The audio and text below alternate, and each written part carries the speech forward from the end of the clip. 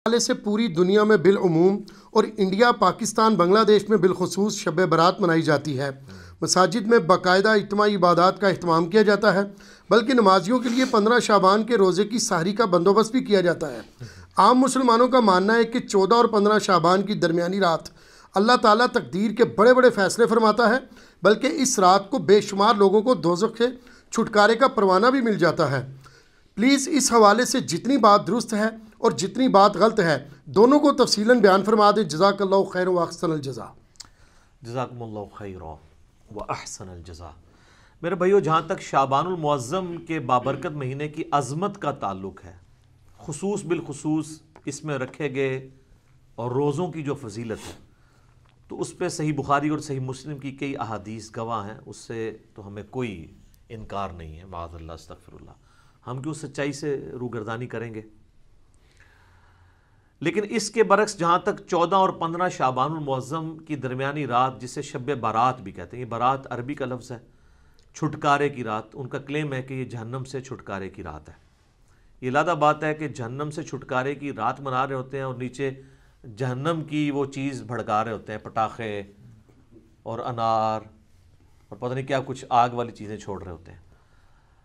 اگرچہ اس عمل کو کوئی بھی مکتبہ فکر آن نہیں کرتا، لیکن بہرحال مسلمانوں میں کسی فرقے کے زیر اثر یہ بات آئی ہے نا، اور وہ اس فرقے والوں کو پتہ ہے، یہ وہی لوگ ہیں جو اپنی مسجدوں میں لائٹنگ کرواتے ہیں اس رات کو، اور ہم بھی اسی فرقے سے، بریلوی فرقے سے تعلق رکھتے تھے۔ ہم لوگ بھی بچپن میں یہ سارے پٹاخے چھوڑتے رہے، تو ہم نے ہندوؤں سے تو نہیں سیکھے تھے، ہم نے تو کبھی بھی ہندوؤں کے ساتھ وقت نہیں گزارا۔ اب آگے یہ تو دعوت اسلامی نے جب لوگوں کو ایجوکیٹ کیا کہ یار یہ غلط کر رہے ہو، یہ یعنی حرام ہے یہ کرنا، تو تب لوگ ایجوکیٹ ہوئے ہیں۔ اس وقت جو کچھ ہو رہا ہے، جس طرح ہندوؤں میں وہ دیوالی کے نام کے اوپر یا ہولی کے نام پہ جو تماشے ہو رہے ہوتے ہیں نا، وہ مسلمانوں میں شب برات کی رات کو ہو رہے ہیں، یہ ہوئے مسلم سکالرز کے ہی زیر اثر ہے، کیونکہ دین کے نام کے اوپر وہ رات منائی جا رہی ہوتی ہے نا۔ اب یہ اس سے انکاری ہو جائیں یا روح گردانی کر لیں تو ان کا اپنا معاملہ ہے۔ تو اب اللہ کے فضل ہے کہ چونکہ ملک کی اکانومی ویسے ہی گر گئی ہے، اس لیے اتنا خرچہ کوئی کرتا نہیں ہے، تھوڑی لوگوں میں ایجوکیشن بھی آ گئی۔ اب کچھ سالوں سے میں نے دیکھا یہ معاملہ آلموسٹ ایبسلیٹ ہو گیا، ختم ہو جا رہا ہے اللہ کے فضل سے۔ تو یہ جو شب برات کی جتنی بھی احادیث ہیں، ان میں سے کوئی بھی حدیث ہے بھی وہ گنتی کی ہیں، 5-6 احادیث ہیں، بلکہ وہ کہنا چاہیے کہ احادیث کیا ہیں، وہ یعنی سند کے ساتھ روایتیں بیان ہوئی ہیں نبی الاسلام کے ریفرنس سے، کوئی بھی اصول محدثین کے اوپر صحت کے درجے پہ نہیں ہے۔ لیکن اس ساری ڈسکشن کا سب سے خطرناک پہلو یہ ہے کہ شب برات کے بارے میں، یعنی 14 اور 15 کی درمیانی رات، جسے ہم 15ویں رات کہتے ہیں شعبان کی، جو کلیم کیا جا رہا ہے نا کہ اس رات میں تقدیر کے فیصلے ہوتے ہیں، رزق لکھ دیا جاتا ہے، کس نے مرنا ہے، کس نے پیدا ہونا ہے، یہ ساری باتیں لکھ دی جاتی ہیں، یہ سارے کے سارے کلیم، حتیٰ کہ یہاں تک کلیم کیا جاتا ہے جی قرآن 2 دفعہ نازل ہوا ہے، ایک دفعہ لوح محفوظ سے جو ہے وہ پہلے آسمان پہ، اور اس کے بعد پہلے آسمان سے نیچے، وہ کہتے ہیں وہ جو پہلے والا اوپر والا حصہ نازل ہوا ہے وہ بھی اس رات میں ہوا ہے۔ یہ سارے کے سارے کلیم قرآن کی روح سے بالکل غلط ہے۔ قرآن حکیم کو آپ پڑھیں گے تو یہ سارے کے سارے کلیمز آپ کو شب قدر کے بارے میں ملیں گے۔ قدر کا مطلب بھی ڈیسٹنی کی رات، جو رمضان المبارک کے آخری عشرے کی طاق راتوں میں آتی ہے، اور بخاری مسلم میں کئی احادیث اس کے اوپر گواہ ہیں، وہ میں اینڈ پہ انشاءاللہ بیان بھی کر دوں گا۔ تو قرآن کی روح سے تو یہ شب برات کے بارے میں جو کچھ کلیم کیا جا رہا ہے وہ بالکل غلط ہے، قرآن سے ہی ٹکراتا ہے۔ یہی تو ہم کہتے ہیں کہ صحیح احادیث قرآن کے خلاف نہیں ہوتی ہیں، ہمیشہ جعلی روایتیں، ضعیف روایتیں یہ قرآن کے خلاف جا رہی ہوتی ہیں، تو ہم مانتے بھی نہیں ان کو، الحمدللہ۔ میرے بھائیو، جہاں تک اہل تشیع کا تعلق ہے، 15 شعبان کی رات آپ کو پتہ وہ بھی منا رہے ہوتے ہیں، دیگیں کھڑک رہی ہوتی ہیں، ایسے پورا سال ہی دیگیں کھڑکاتے رہتے ہیں۔ شیعہ کو جو شیطان نے دیگیں کھڑکانے کے اوپر لگا دیا ہے نا، جن کو یہ سارا خلافت اور ملوکیت کا سسٹم سمجھ تھا، سنی تو بیچارے رہی اس مسئلے سے نابلد رہے نا، تو ان کو شیطان نے اس سمجھ کے باوجود وہ دیگیں کھڑکانے کے اوپر لگا دیا، پورا سال کوئی نہ کوئی ایونٹ کرتے رہتے ہیں۔ تو آپ کو 15 شعبان میں ادھر بھی دیگیں کھڑکتی نظر آئیں گی، تو آپ سمجھیں کہ شاید وہ کوئی سنی شاید یہ کہہ بھی دے کہ سنی شیعہ کا اجماع ہے شب برات پہ۔ وہ شب برات نہیں مناتے، وہ اسے شعبانیہ کہتے ہیں۔ ان کے نزدیک امام محمد بن حسن عسکری علیہ السلام کی وہ رات ولادت کی رات ہے. جو امام محمد مہدی وہ کہتے ہیں نا روپوش ہو چکے ہیں, وہ کہتے ہیں وہ اس رات پیدا ہوئے تھے, تو وہ ان کا یوم ولادت منا رہے ہوتے ہیں. اس شب برات کو وہ بھی نہیں مانتے, وہ اس کو شعبانیہ کہہ کے منا رہے ہوتے ہیں. تو یہ میں نے کلیریفیکیشن ضروری سمجھی اس حوالے سے, بعض اوقات ذہن میں آ جاتا ہے نا. شب برات سے ریلیٹڈ میں نے مسئلہ نمبر نیو 44 بڑا ڈیٹیل ریکارڈ کروا دیا تھا 2017 کے اندر, 8 سے آلموسٹ 3 سال پہلے. نیٹی گریٹی اس تک کور کی تھی. اب میں وہ ساری کور کروں تو کم از کم 2 گھنٹے چاہیے. میں موٹی موٹی باتیں مقدمے کے طور پہ آپ کے سامنے رکھ دوں گا تاکہ آپ کو معاملات کلیئر ہو جائیں. سب سے پہلے تو شعبان المعظم کی فضیلت, اس کے اوپر ہم ڈسکشن کرتے ہیں خصوصاً روزوں کے اعتبار سے. تو اس حوالے سے صحیح بخاری اور صحیح مسلم کی متفق علیہ حدیث ہے.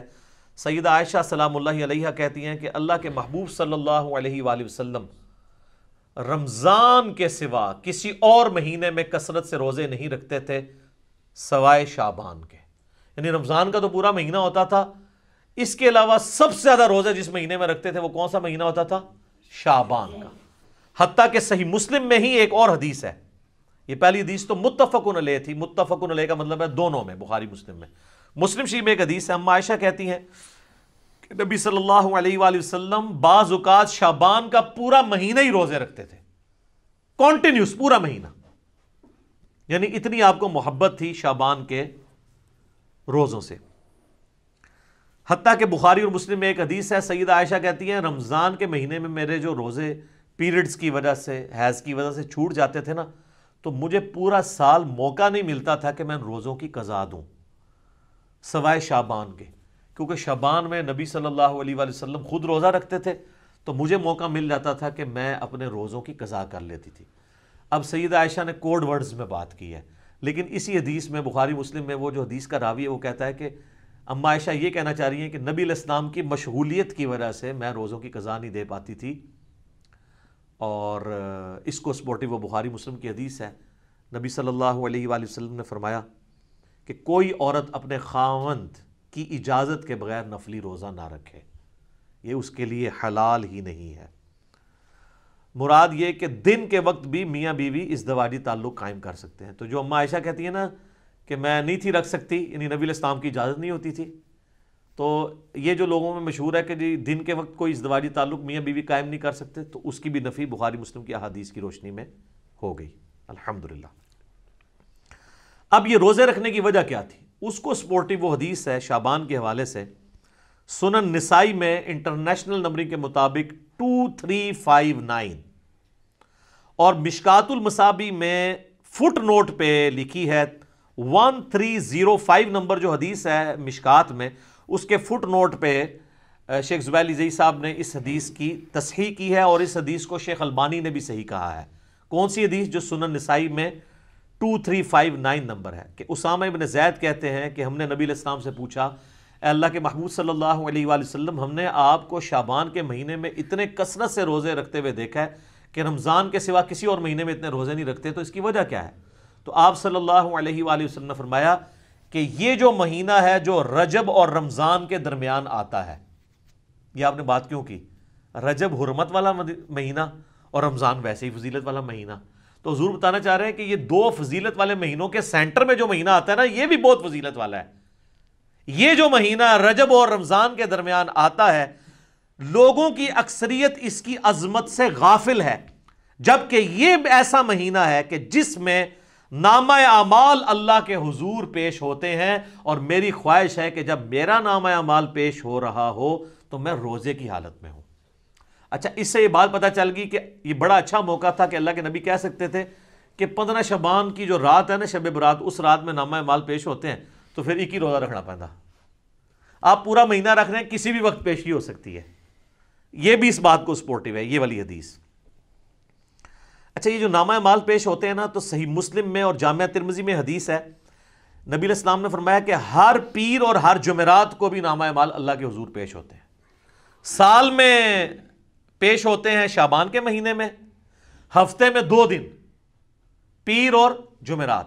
حتیٰ کہ مسلم شریف میں حدیث ہے نبی علیہ السلام تو پیر اور جمعرات کا روزہ بھی رکھتے تھے اسی وجہ سے. اور ایک اور وجہ تھی جو مسلم شریف میں ہی آتا ہے, جب پوچھا گیا آپ پیر کا روزہ کیوں رکھتے ہیں تو آپ نے فرمایا فیہ ولدت و فیہ انزل علیہ، اس دن میں پیدا ہوا اور اس دن مجھ پہ پہلی وحی نازل ہوئی، یعنی جشن ولادت مصطفیٰ صلی اللہ علیہ وآلہ وسلم اور جشن نزول قرآن، یہ دونوں نبی علیہ السلام مناتے تھے۔ صحیح مسلم میں یہ حدیث موجود ہے، پیر کا روزہ رکھ کے۔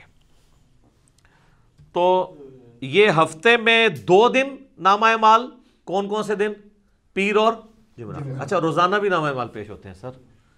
بخاری مسلم دونوں میں حدیث ہے، وہ بڑی مشہور حدیث کہ فجر کے وقت فرشتے آتے ہیں، وہ عصر کے وقت واپس چلے جاتے ہیں، اور عصر والے فجر کے وقت۔ اللہ پوچھتا ہے میرے بندوں کو کس حال میں پایا؟ تو کہتے ہیں جب گئے تھے فجر پڑھ رہے تھے تو آئے تھے تو عصر پڑھ رہے تھے۔ دوسرے کہتے ہیں جب گئے تھے تو عصر پڑھ رہے تھے تو آئے تھے تو فجر پڑھ رہے تھے۔ تو روزانہ بھی 2 دفعہ نامہ اعمال پیش ہوتے ہیں، لہٰذا ان چیزوں کو مکس نہیں کرنا چاہیے۔ میں ساتھ ساتھ کلیریفائی کر رہا ہوں، آپ دیکھیں آپ کتنے اہم ہیں۔ پوری کی پوری جو مخلوقات ہیں وہ انسان کی خدمت میں لگی ہوئی ہیں۔ فرشتے بھی یہی کام کر رہے ہیں کہ اللہ کو رپورٹ کر رہے ہیں کہ تیرا فلاں بندہ یہ کر رہا ہے، یہ کر رہا ہے۔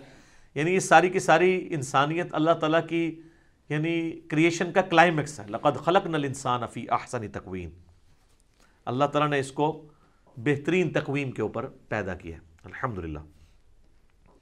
اچھا میرے بھائیو، شعبان المعظم سمیت باقی سارے مہینوں میں 11 روزے تو اللہ کے نبی علیہ السلام ان احادیث کے تحت رکھ لیتے تھے۔ 8 روزے تو بن گئے نا، اگر آپ ایک مہینے میں 4 لگائیں، ہفتے 4 ہی ہوں گے نا، 28 دن ہوں گے تو 4 میں آپ 4 پیر اور 4 جمعرات کتنے ہو گئے؟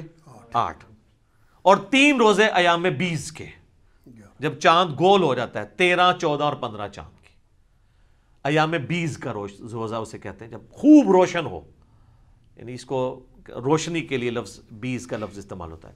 عربی میں کہیں گے تو بعد ہے، بیض بنے گا، اور اردو میں ایام 20، تو وہ 13، 14، 15 کے، اس کو سپورٹیو حدیث ہے، بخاری مسلم دونوں میں ہے۔ سیدنا ابو ہریرہ کہتے ہیں مجھے نبی صلی اللہ علیہ وآلہ وسلم نے وصیت کی تھی 3 کاموں کی، نمبر 1 مہینے میں 3 روزے، نمبر 2 روزانہ اشراق کی نماز، اسی کو چاش بھی کہتے ہیں، اسی کو دوحہ بھی کہتے ہیں، اسی کو اوابین بھی کہتے ہیں۔ یہ جو مغرب والی اوابین ہے نا، یہ بابوں کی ہے، تو پھر ہم کیوں نہ عرض کریں کہ مرنے سے پہلے اے مسلمان کر لے اس پہ غور، کتابوں کا خدا اور ہے، بابوں کا خدا اور۔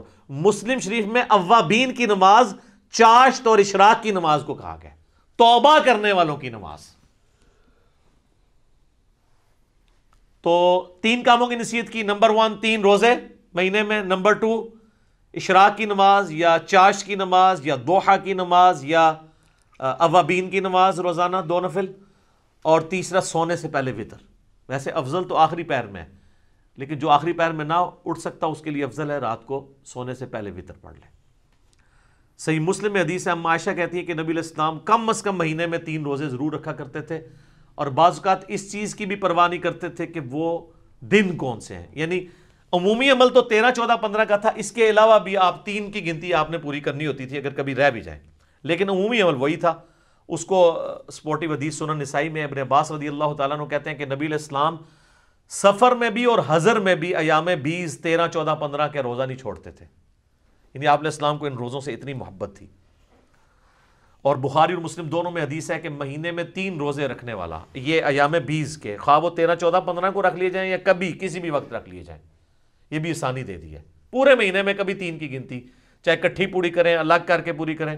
بخاری مسلم کے الفاظ ہیں جو یہ 3 روزے رکھ لے گا وہ گویا ایسا ہے کہ اس نے ہمیشہ کے روزے رکھے ہیں۔ سبحان اللہ، لیکن مشکل ہے یہ کام بھی، 36 روزے یہ بھی بن جاتے ہیں سال کے، تو آڑے سے سان کام دستے ہیں۔ تو صحیح مسلم میں، جامعہ ترمذی میں، سنن ابی داؤد میں، سنن نسائی میں، سنن ابن ماجہ میں، 5 کتابوں میں، یہ جو 6 پڑھی ہیں نا، مشکات میں بھی آ گیا، وہ تو اسی کے نوٹس ہیں نا، یہ جو آپ کے سامنے 7 کتابیں پڑھی ہیں اس میں سے صرف بخاری کو نکال دیں، باقی ساری کتابوں میں حدیث ہے، انکلوڈنگ صحیح مسلم، کہ نبی علیہ السلام نے فرمایا جس نے رمضان مبارک کے روزے رکھے اس کے بعد شوال کے 6 روزے رکھ لیے، وہ گویا ایسا ہے کہ اس نے زمانے بھر کے، پورے سال کے، پوری زندگی کے روزے رکھ لیے۔ الحمدللہ، کتنی بڑی آسانی ہے۔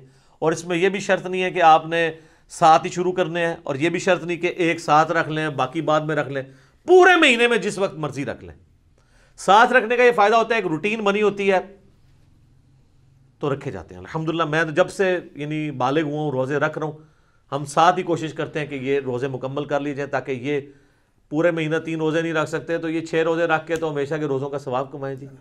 اچھا یہ بعض لوگ پریشان ہوتے ہیں کہ یار مشقت کم ہو رہی ہے، ثواب زیادہ، یہ کیسے پاسبل ہے؟ سر اللہ تعالیٰ نے نبی علیہ السلام کو ہر طرح کے لوگوں کے لیے پیغمبر بنا کے بھیجا ہے، آسانیاں بھی رکھی ہیں. ایک آپ کو اور بڑی آسانی بتاؤں جو میں اس کو آج فیل کر سک رہا ہوں، میری سالوں روٹین تھی، یہ میں کوئی تکبر کے طور پہ نہیں بتا رہا، صرف سمجھانے کے لیے، فجر سے اشراق تک مسجد میں بیٹھنے کی. ایک بڑا پرسکون وقت ہوتا ہے، بندہ اذکار کر لیتا ہے. لیکن جب سے یہ آپ کو پتہ ہے دعوت کے حوالے سے ازمائش شروع ہوئی ہے تو اب تو یہ امپاسبل ہو گیا. تو ہمارے لیے پھر وہ آسان وظیفہ ہے. صحیح مسلم میں حدیث ہے، سیدہ جویریہ نبی علیہ السلام کی بیوی، نبی علیہ السلام ایک دفعہ، آپ کی بھی عادت تھی، صحیح مسلم شریف میں ہی آتا ہے، آپ علیہ السلام مسجد میں بیٹھے رہتے تھے حتیٰ کہ سورج انتہائی بلند ہو جاتا، اور صحابہ کے الفاظ ہیں کہ آپ مجلس کیا کرتے تھے. میں نے اسی سے اپنی نام مجلس رکھا تھا. مجلس نمبر 1 میں نے حدیث بھی بتائی تھی مسلم شریف کی. اور اس دوران ہم زمانہ جاہلیت کے واقعات کو یاد کر کر کے نا ہنسا کرتے تھے. نبی اسلام ہمارے ساتھ مسکرا دیتے تھے کہ اسی فلانے دربار تے دیگاں چڑھا دے سا. آج کے دور میں اس وقت بتوں پہ چڑھائی جاتی تھی نا، تو حضور بھی یعنی وہ کہتے تھے شکر اللہ نے ہمیں ہدایت دی. تو صحیح مسلم ایک حدیث ہے کہ نبی علیہ السلام ایک دفعہ نماز پڑھ کے، آپ کو کہیں کام تھا، آپ گھر آئے پھر کہیں گئے، تو جاتے وقت آپ نے دیکھا کہ سیدہ جویریہ آپ کی بیوی جو ہے وہ مصلی پہ بیٹھی ہیں. آپ کافی دیر بعد واپس آئے، سورج کافی بلند ہو چکا تھا. تو آپ نے کہا تم صبح سے ابھی تک بیٹھی ہو؟ کہا یا رسول اللہ. فرمایا دیکھو تم صبح سے بیٹھی ہو اور میں نے تمہارے آنے کے بعد 4 کلمات 3 دفعہ پڑھے اور مجھے تم سے زیادہ ثواب مل گیا. کہا یا رسول اللہ کون سے؟ فرمایا سبحان اللہ وبحمدہ عدد خلقہ ورضا نفسہ وزینت عرشہ ومداد کلماتہ. سبحان اللہ وبحمدہ کے ساتھ یہ 4 کلمات، یہ 3 دفعہ پڑھنے ہیں. صبح شام کے اذکار میں بھی ہم نے ڈالی ہوئی حدیث صحیح مسلم کی. تو مجھے اس سے زیادہ ثواب مل گیا. اچھا مجھے بتائیں، نبی علیہ السلام کوئی نعوذ باللہ سست تھے دعوت کے حوالے سے، دین کی پریکٹس کرنے کے حوالے سے؟ تو اگر حضور علیہ السلام کو یہ ثواب مل رہا ہے تو مجھے آپ کو کیوں نہیں ملے گا؟ Point to be noted. وہ تو ڈیڈیکیٹڈ تھے نا دین کے لیے، وقف تھے نا، اللہ کے پیغمبر تھے.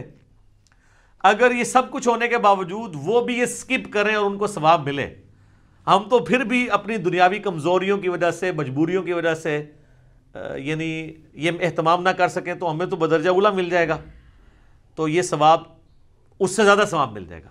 تو یہ اللہ تعالیٰ نے آسانیاں رکھی. میں نے اس لیے بتایا کہ وہ شوال کے 6 روزے 3 روزوں کے ایکویلنٹ کس طرح بن جائیں گے، ہر مہینے کے 3 روزے، تو یہ اللہ تعالیٰ نے آسانیاں رکھی ہوئی ہیں، آپ کو ثواب مل جائے گا.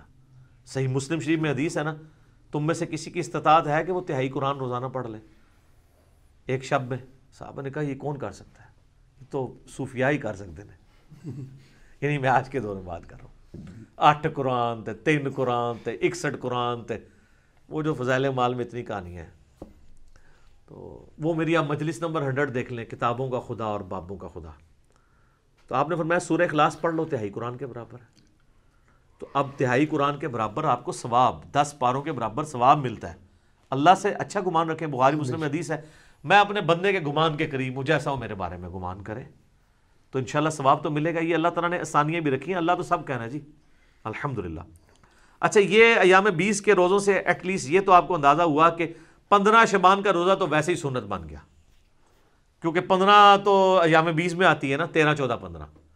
15 شعبان کا روزہ شب برات والی روایتیں ثابت نہ بھی ہوں، الگ سے بھی بخاری مسلم کی احادیث کی روشنی میں جتنی میں نے بیان کی، ایام 20 کے روزوں میں سے تو ایک روزہ آتا ہے. لیکن یہ ایک ایسا خاص روزہ ہے، اس کی اسپیشلٹی علیحدہ سے بھی احادیث میں آئی ہے اور بخاری مسلم میں آئی ہے. ایک حدیث ہے بخاری اور مسلم میں، ایک صحابی سے نبی علیہ السلام نے سوال کیا، اصمت من سرر شعبان، کیا تو نے شعبان کے سرر کا روزہ رکھا ہے؟ انہوں نے کہا نہیں یا رسول اللہ. تو آپ نے فرمایا اب جب رمضان گزر جائے تو شوال کے مہینے میں 2 روزے رکھ لینا. اچھا یہ سرر کا جو لفظ استعمال ہوا ہے نا، اس کا معنی عربی میں کنارہ بھی بنتا ہے، اردو میں بھی آپ سرا، سرر، اور سینٹر بھی بنتا ہے.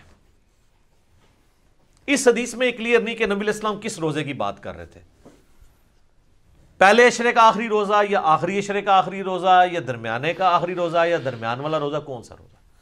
اس کو سپورٹیو ایک حدیث ہے صحیح مسلم میں 2745 انٹرنیشنل نمبرنگ کے مطابق، اس میں الفاظ ہیں کہ سرتی ھذا الشہر، اس مہینے شعبان کے جو سرہ کا، سرہ کسے کہتے ہیں عربی میں؟ ناف کو، نیول، وہ نا فوق السرہ اور تحت السرہ، ناف کے نیچے ناف کے اوپر، الا سرہ نہیں ہے، فوق ہے، فوق اینو کہتے ہیں، الا ہوندا ہے ایگزیکٹ، اپون اینڈ بلو، نٹ آن.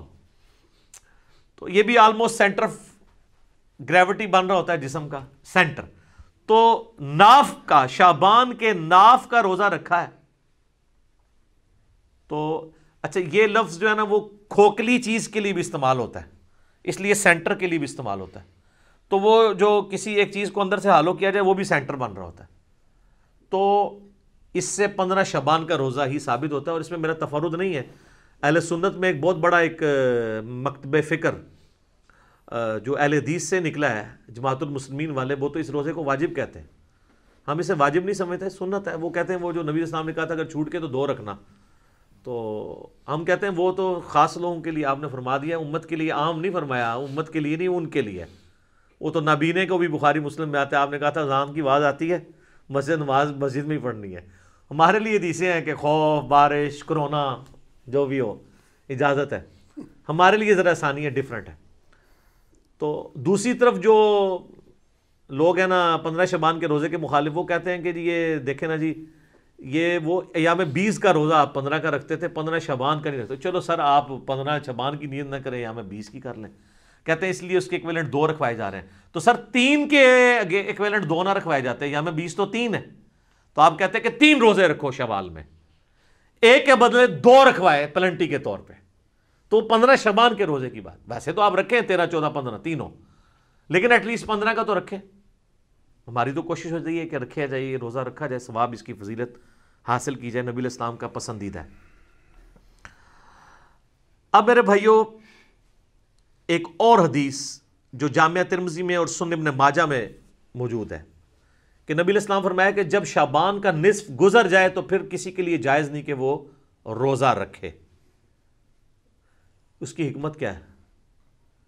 کہ رمضان کو پروٹوکول دینا ہے، فرض روزوں کو. اس حدیث سے بھی پتہ چلا کہ وہ جو سرے کا روزہ تھا نا، سرر شعبان، وہ آخری اشرا تو نہیں بنتا، کیونکہ 15 کے بعد تو آپ اجازت نہیں دے رہے روزہ رکھنے کی، 15 تک اجازت ہے. تو پھر سرا 15 بن گیا، کیونکہ اگلے 15 میں تو اجازت ہی نہیں ہے. البتہ ایک ایکسیپشن ہے، بخاری مسلم میں حدیث ہے، نبی علیہ السلام فرمایا کوئی شخص شعبان کے آخری 2 دن، رمضان سے 1-2 دن پہلے روزہ نہ رکھے، سوائے اس شخص کے جو پورا شعبان ہی روزے رکھ رہا ہو، اس کو اجازت ہے کہ وہ رکھ سکتا ہے. باقیوں کے لیے 15 آخری روزہ ہے، 15 کے بعد روزہ نہیں رکھ سکتے. تو یہ بھی سپورٹیو حدیث ہے سرر شعبان کو کہ وہ سینٹر میں روزہ بنتا ہے. اچھا تو میں ریکویسٹ کروں گا اپنے بھائیوں سے کہ بخاری مسلم کی جو حدیث ہے سرر شعبان کے روزے والی، اللہ کا نام لے کے روزہ رکھ لیں. 15 شعبان کا کم از کم رکھیں، اگر 3 دن نہیں رکھ سکتے اور اس فضیلت سے محروم نہ ہو. ختم سحری کا وقت آپ اپنے چارٹ کے اوپر چیک کر لیں. اچھا ختم سحری بڑا آسان بھی ہے، کوئی آپ کو ایپ بھی کرنے کی ضرورت نہیں ہے. آپ لائیو گوگل میں اگر لکھیں نا تو سن رائز ٹوڈے، فجر ٹوڈے اور اپنے سٹی کا نام، وہ سارے نمازوں کے ٹائمنگ دے دیتا ہے. شافعی حنفی سارے دیتا ہے، وہ صرف عصر میں ہی فرق ہے نا شافعی حنفی کا، باقی تو سارے سیم ہی ہیں. تو وہ روزہ ضرور رکھا جائے. اس دفعہ امید ہے یہ آلموسٹ 4:30 کے قریب ختم سحری ہو رہی ہوگی جہلم میں، راؤنڈ اباؤٹ، اور افطار 6:30 کے بجے شام. باقی آپ دیکھ لیجئے گا، میں نے آپ کو اپروکسیمیٹلی بتا دیا. اب آ جائے میرے بھائیوں، جو شب برات کی فضیلت کے حوالے سے بات کی جاتی ہے، تو ایک جو فضیلت بیان کی جاتی ہے میں بعد میں حدیث بیان کرتا ہوں. اس میں ایک چیز تو جنرل ہے، بخاری مسلم میں وہ روزانہ فضیلت ہے، نہ اس میں شب قدر نہ شب برات کو کوئی دخل ہے. بخاری مسلم دونوں میں حدیث ہے کہ اللہ تعالیٰ آخری تہائی رات میں، یعنی اگر رات ہے نا 8 گھنٹے کی، تو آخری آپ سمجھ لیں آلموسٹ 2.5 گھنٹوں میں، 2.75 گھنٹوں میں، اور رات ہوتی ہے غروب آفتاب سے لے کے فجر کا وقت داخل ہونے تک. آخری 1/3 حصہ جب فجر کے ہونے میں رہ جاتا ہے تو اللہ تعالیٰ آسمان دنیا پہ نزول فرماتا ہے جیسا کہ اس کی شان کے لائق ہے، اور فرماتا ہے، ندا دیتا ہے کہ ہے کوئی مجھ سے بخشش کا طلبگار کہ میں اسے بخش دوں. ہے کوئی مجھ سے مانگنے والا کہ میں اسے عطا کروں، اور یہ ندا آتی رہتی ہے حتیٰ کہ فجر کا وقت داخل ہو جائے۔ تو یہ تو روزانہ ہو رہا ہے، اس میں نہ رمضان کی لیلۃ القدر کو کوئی دخل ہے، نہ ان کی بنائی ہوئی شب برات کو کوئی دخل ہے، یہ تو روزانہ ہی ہے شب قدر، البتہ آخری تہائی رات میں۔ شب قدر جو رمضان والی فضیلت ہے وہ یہ ہے کہ غروب آفتاب سے لے کے فجر تک پوری رات وہ رہتی ہے فضیلت، تو وہ تو ایک رات ہے نا، باقی تو ہر رات میں اللہ تعالیٰ آسمان دنیا میں نزول فرماتا ہے جیسا کہ اس کی شان کے لائق ہے۔ اس کی کوئی تفصیل نہیں کہ جی آج جناب امریکہ میں اس وقت دن ہے تو ادھر رات ہو گئی ہے تو کتنے ہے، یہ متشابہات ہیں، یہ ہمارے فریم آف ریفرنس سے بات ہے، باہر ہیں یہ چیزیں، ان کے اوپر، ان باتوں کے اوپر ہمیں ڈسکشن سے منع کیا گیا متشابہات کے اوپر۔ سورہ ال عمران کی آیت نمبر 7 ہے کہ جن لوگوں کے دلوں میں ٹیڑھ پن ہوتا ہے وہ متشابہات کے پیچھے لگتے ہیں، ہمارے پاس ڈیٹا ہی نہیں ہے اس کا، اس لیے اس کو ویل لیفٹ کرنا چاہیے۔ تو وہ حدیث بڑی مشہور حدیث ہے، جامعہ ترمذی میں 739 انٹرنیشنل نمبر کے مطابق، سنن ابن ماجہ میں 1389 اور مشکات میں بھی موجود ہے 1299۔ اور اس حدیث کے ساتھ مزے کی بات ہے امام ترمذی نے اس کے اوپر جرا کر کے ساتھ لکھا ہے یہ روایت منقطع ہے، نہ تابعی کی ملاقات تبع تابعی سے ثابت ہے، نہ تابعی کی ملاقات صحابی سے ثابت ہے، دو انقطاع ہیں۔ حتیٰ کہ امام ترمذی نے اس حدیث کے ساتھ لکھا ہے کہ میں نے اپنے استاد امام بخاری سے یہ پوچھا تو امام بخاری بھی اس حدیث کو ضعیف بتاتے تھے، امام بخاری بھی ترمذی بھی۔ اور ڈاکٹر طاہر القادری صاحب اپنے شب برات کے لیکچر میں یہ حدیث ترمذی سے کھول کے پڑھ رہے، کہتے ہیں ترمذی پڑھ رہا ہوں صحاح ستہ میں سے، اور وہ حدیث پڑھنے کے بعد نا اینڈ پہ ٹھٹک گئے، کیونکہ اس کے بعد لکھا ہوا تھا، ان کو تو پتا تھا نا کہ امام ترمذی کہہ رہے کہ نہ میرے نزدیک یہ روایت ٹھیک ہے نہ امام بخاری کے نزدیک۔ تو ڈاکٹر صاحب ہم تو آپ کے دلائل بھی سامنے رکھتے ہیں، آپ ذرا جرت کرتے ہیں نا اور لکھتے کہ امام ترمذی نے اور بخاری نے کہانی کرائی ہے، میں وڈا کو اسکالر ہوں محدث ہوں۔ ویسے تو آپ البانی کے اوپر بھی جرا کرتے ہیں کہ البانی کو کیا اختیار ہے کہ جن حدیثوں کو امام بخاری یا امام ترمذی لے کے ہیں تو یہ ضعیف کہہ دے یا صحیح کہہ دے، تو آپ نے بھی تو یہی کام ڈالا ہے امت کے ساتھ، آپ نے وہ کیوں نہیں آگے پڑھے؟ حتیٰ کہ مشکات نے 1299 پہ انہوں نے بھی جب لی نا، انہوں نے امام ترمذی اور امام بخاری کے کمنٹ ساتھ نقل کی ہیں، یہ شب برات والی حدیث کے ساتھ ترمذی کے ریفرنس سے لی۔ 739 ترمذی، سنن ابن ماجہ 1389، مشکات 1299، وہ بڑی مشہور حدیث کے سیدہ عائشہ کہتی ہیں، یہ روایت مطلب کمزور ہے، میں بیان کر رہا ہوں۔ ایک رات نبی علیہ السلام کو ہم نے بستر پہ غائب پایا، تو میں اٹھی، میں نے یہ گمان کیا کہ اللہ کے نبی علیہ السلام کسی اور بیوی کے پاس نہ چلے گئے ہوں، تو میں نے دیکھا اب بقیع غرقد میں گئے ہیں، اور وہاں پہ نبی علیہ السلام کو میں نے جب پایا تو آپ نے فرمایا عائشہ تم نے کیا سمجھا کہ اللہ اور اس کا رسول تم سے خیانت کریں گے، یعنی میں کسی اور بیوی کے پاس چلا جاؤں گا؟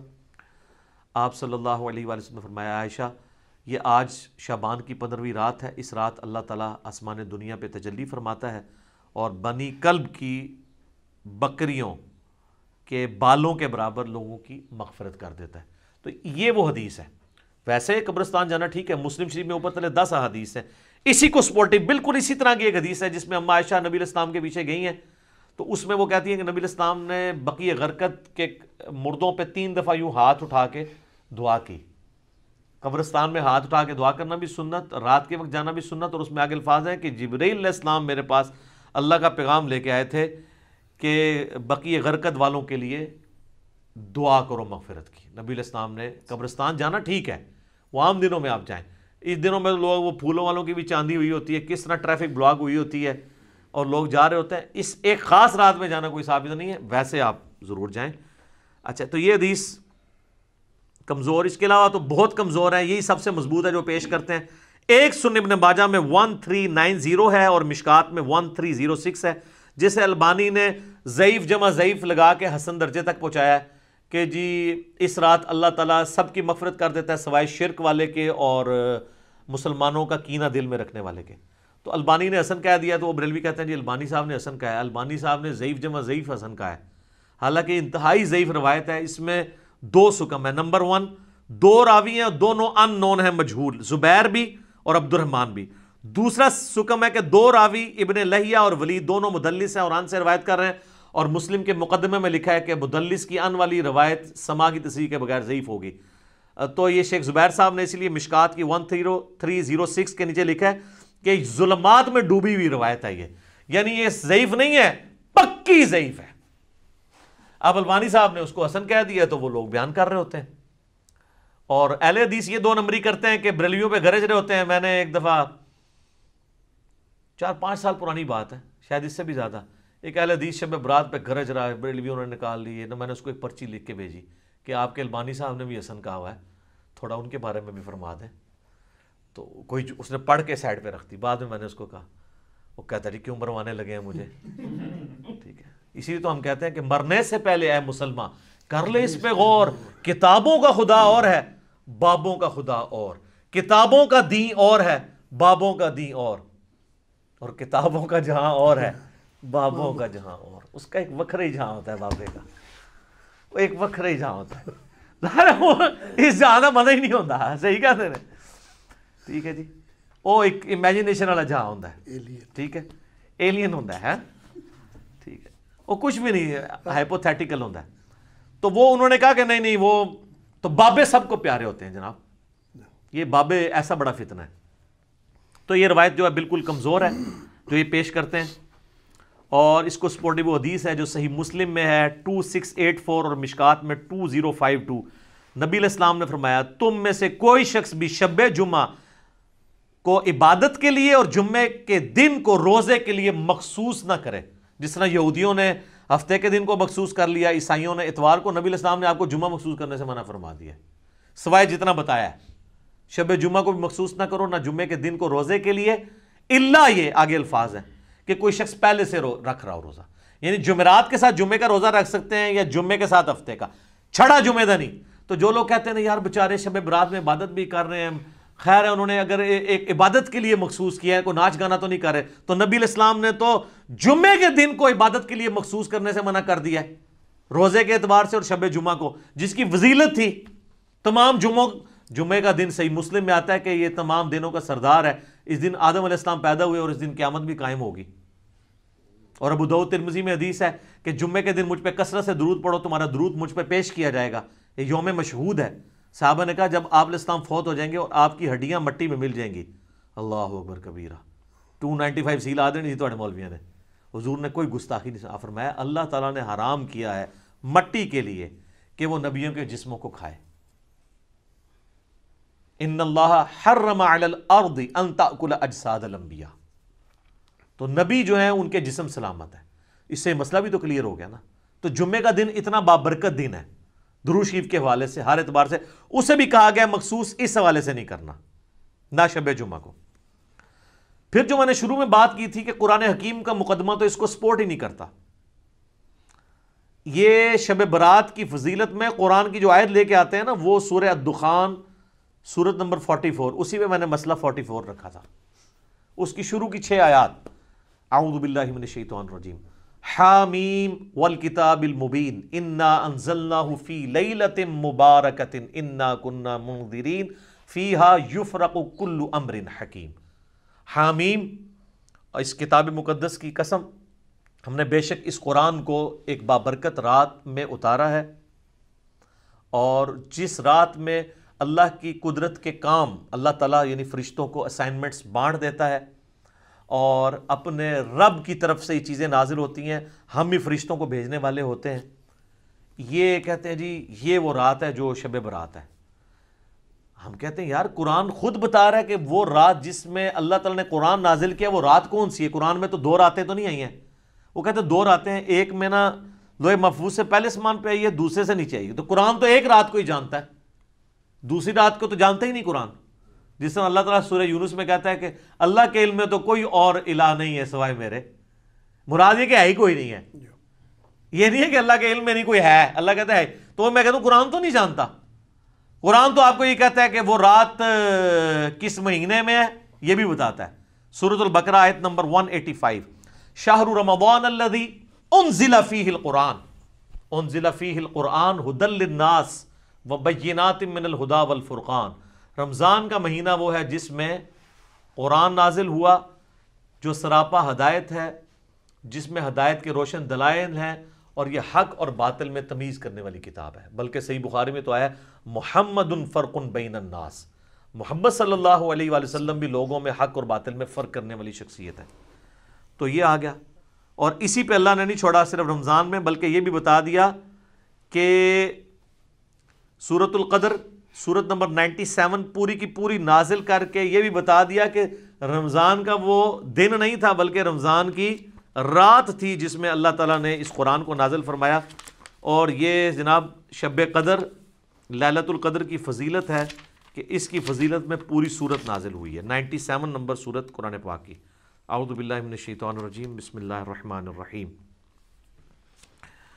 انا انزلناہ فی لیلۃ القدر، بے شک ہم نے اس قرآن کو نازل کیا فیصلوں والی رات میں، ڈیسٹنی والی رات میں، عزت والی رات میں. یہ تمام ترجمے درست ہے.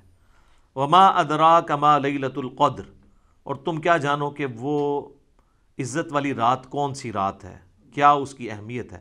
لیلۃ القدر خیر من الف شہر، یہ ایسی رات ہے جو 1000 مہینوں پر بھاری ہے. 80 سال سے زیادہ کا ثواب ملتا ہے اس ایک رات میں عبادت کرنے کا. تو 80 سال تو عمر ہی بڑے لوگوں کی کم ہوتی ہے، کم لوگوں کی. تنزل الملائکۃ والروح فیہا باذن ربہم، اس رات میں فرشتے نازل ہوتے ہیں اور روح قدس جبرائیل علیہ السلام بھی اپنے رب کے اذن سے، من کل امر، ہر طرح کا کام لے کے. وہی جو آیا تھا فیہا یفرق کل امر حکیم، جو یہ کہتے ہیں جناب آج پتے کٹ جانے نے، وہ سارے پتے کٹتے تھے شب قدر وچ، شب برات وچ نہیں. سلام، یہ رات سراپا سلامتی ہے. ہی حتی مطلع الفجر، اور یہ سلامتی کا سلسلہ فجر کے وقت داخل ہونے تک جاری رہتا ہے. تو اس کی خصوصیت ہے کہ مغرب سے لے کے فجر تک رہتا ہے. باقی بخاری مسلم میں روزانہ ہی رہتا ہے لیکن آخری 1/3 رات کے اندر. پھر بخاری و مسلم دونوں میں حدیث ہے، نبی صلی اللہ علیہ وآلہ وسلم نے فرمایا جس نے ایمان اور احتساب کے ساتھ شب قدر کا قیام کیا اللہ تعالیٰ اس کے پچھلے سارے گناہ معاف کر دے گا. جناب کتنی بڑی فضیلت ہے. اور اس کا بھی شارٹ کٹ آپ کو بتا دیتے ہیں. صحیح مسلم میں حدیث ہے، سیدنا عثمان غنی رضی اللہ تعالیٰ عنہ علیہ السلام کہتے ہیں کہ میں نے خود نبی علیہ السلام سے سنا تھا جس نے عشاء کی نماز جماعت سے ادا کی بشرطے کہ اس کی رکعت فوت نہ ہو، وہ جماعت شمار ہوگی. 4 رکعتیں، گویا اس نے آدھی رات کا قیام کیا. اور جس نے پھر فجر بھی جماعت سے پڑھ لی، کوئی رکعت فوت نہ ہو، تو پوری رات کا قیام.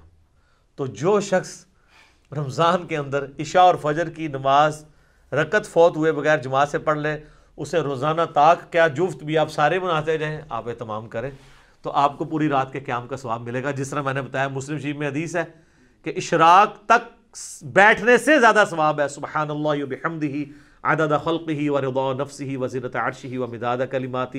اور مسلم شریف میں حدیث ہے شوال کے 6 روزوں کا ثواب گویا پورے سال کے روزوں کا ثواب ہے، رمضان کے بعد رکھ لیے جائیں. شارٹ کٹس بھی اللہ تعالیٰ نے ہمیں دیے ہیں آسانی کے لیے تاکہ جو سست الوجود لوگ ہیں وہ اس سے فائدہ اٹھا سکیں. اور بخاری مسلم دونوں میں حدیث ہے، نبی علیہ السلام نے فرمایا کہ بڑی لمبی حدیث ہے، آپ نے پہلے 10 دن اعتکاف کیا، پھر آپ نے حجرے سے سر مبارک باہر نکالا، فرمایا اس رات، اس عشرے میں وہ رات نہیں ہے. پھر اگلے 10 دن فرمایا اس میں بھی نہیں ہے، بیچ میں روزے کے بعد نکلے. پھر آخری 10 دن میں آپ کو رات ملی تو آپ نے فرمایا کہ تم رمضان مبارک کے آخری عشرے میں سے اس کی طاق راتوں میں تلاش کرو، یعنی 21ویں 23ویں 25ویں 27ویں اور 29ویں جو آخری عشرے کی طاق راتیں بنتی ہیں. بہتر ہے جفت بھی کر لیں کیونکہ چاند کے بھی جھگڑے یہاں پہ رہتے ہیں، بہتر ہے پورا رمضان ہی کریں اور اس شب قدر کی فضیلت کو، لیلۃ القدر کی فضیلت کو حاصل کریں.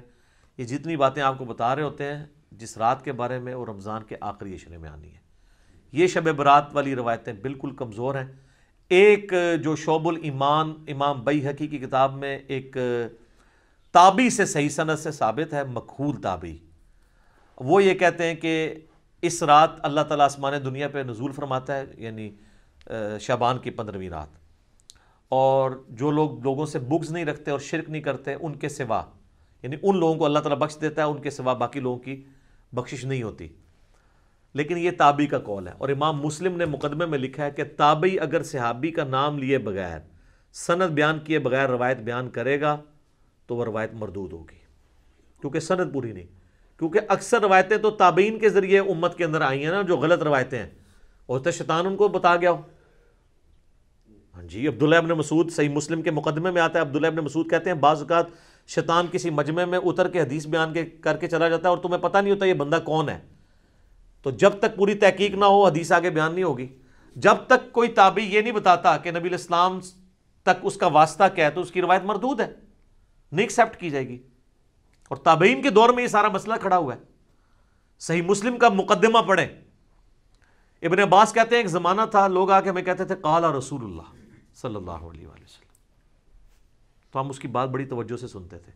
لیکن جب سے لوگوں نے حدیثیں گھڑنی شروع کی ہیں ابن عباس کے زمانے میں، اب ہم صرف اسی حدیث کو غور سے سنتے ہیں جو ہمیں پہلے پتا ہو، ادروائز ہم حدیث نہیں سنتے، کیونکہ لوگوں نے حدیثیں گھڑنا شروع کر دی ہیں. تو امام مسلم نے یہ مقدمہ 92 روایات لکھی ہیں کہ میں یہ مسلم شریف کیوں لکھ رہا ہوں. لوگوں نے کہانیاں بنانی شروع کر دی ہیں، اتنی بڑی کہانی کہ تابعین کی موجودگی میں ایک شخص آگے کہتا ہے کہ ابن مسعود جب جنگ صفین کے موقع پہ ہمیں ملنے آئے تو انہوں نے ہم سے ایک حدیث بیان کی. تو وہ کہتا ہے، دوسرے تابعین کہتے ہیں کہ یہ ابن مسعود رضی اللہ تعالیٰ عنہ قبر سے باہر نکل آئے تھے اور حدیث بیان کر کے تمہیں چلے گئے. وہ تو 33 ہجری کے اندر فوت ہو چکے تھے اور جنگ صفین ہوئی ہے 37 ہجری کے اندر، تو ابن مسعود قبر سے آگے کیسے بیان کر کے چلے گئے؟ اب ان کو کوئی بتایا کہ جناب سر تو آڑے بعد جو کام پہ آ جائے نا، وہ کہتے ہیں جناب امام جعفر صادق علیہ السلام نے نعوذ باللہ قبر سے نکل کے 40 سال کے بعد بایزید کو بیعت کیا، بایزید نے 90 سال بعد نکل کے ابو الحسن خرقانی نو بیعت کیتا، اور ویسی سلسلہ چلتا ہے. سب کہانیاں جھوٹ، سب فراڈ چل رہا ہے. تو جب ہم اس پہ بولتے ہیں تو ان کو غصہ آتا ہے، تو ہم پھر عرض ہی کر سکتے ہیں کیا کہ مرنے سے پہلے اے مسلمان کر لے اس پہ غور، کتابوں کا خدا اور ہے، بابوں کا خدا اور یقین جب جان لے ایک دفعہ بھی تو نے کبھی زندگی میں سے سیریس لیا نا ہماری صدا کو، اور مجلس 100 تو نے دیکھ لی، تیرے اندر سے پھر آواز نکلے گی کیا کہ نہ میں وابی نہ میں بابی، میں ہوں مسلم علمی کتاب. ٹھیک ہو گیا جی، جزاکم اللہ خیر.